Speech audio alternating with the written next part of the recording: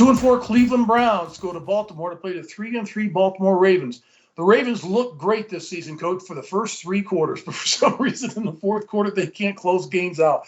I love what Lamar does because he's just spectacular with the ball, but it's a two-man crew offensively. If Lamar Jackson isn't throwing the ball, running the ball, then it's Mark Andrews, the tight end, that's catching the ball, and that's about it for offensively.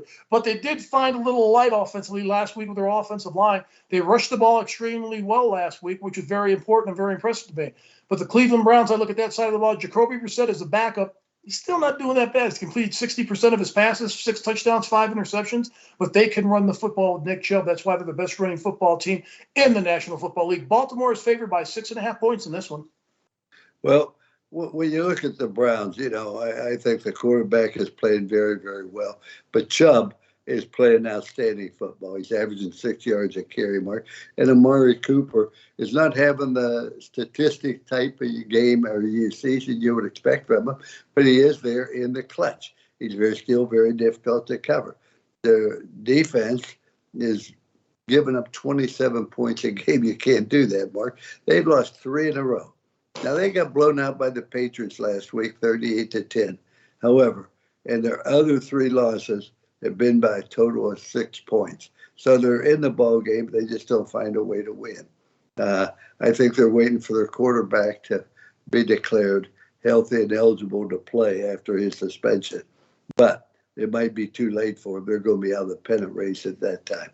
Lamar Jackson, 13 touchdowns, 6 interceptions, averages 7 yards a carry.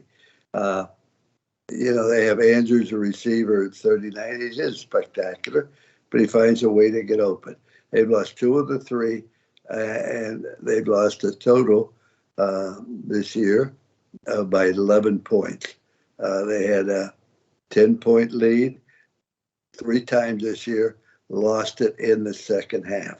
I think it's when you look at them, they were outgained by the Giants. They outgained the Giants by over 200 yards. You outgain your opponent by 200 yards, Mark, you got to find a way to win that football game. That means you're doing things that are exciting to the fans, but that isn't what helps you win. Control the football, don't make mistakes, play good defense, be sound in the kicking game. How many times do we see a game decided in the kicking game? The other night on Monday Night Football, it's tied in overtime, and they fumble a punt on their 25-yard line, and that's the end of it in overtime. But I just think the Ravens are still the team to beat in that division, although it's going to come down to them in Cincinnati. But the Ravens win this football game 27-17.